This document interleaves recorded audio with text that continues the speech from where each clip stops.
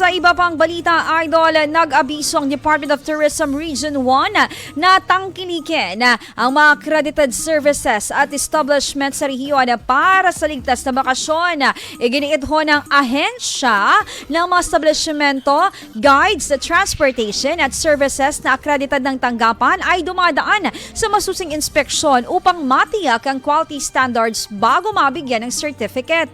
Sa kasalukuyan, patuloy na isinusulong ng tanggapan na dagdagan pa ang DOT accredited establishment at tour guides dahil sa tumataas na tourist arrivals sa Region 1. Hinihikayat din na i-report sa otoridad ang mga establishmento na hindi pa accredited upang maging kaisa sa pag-angat ng turismo.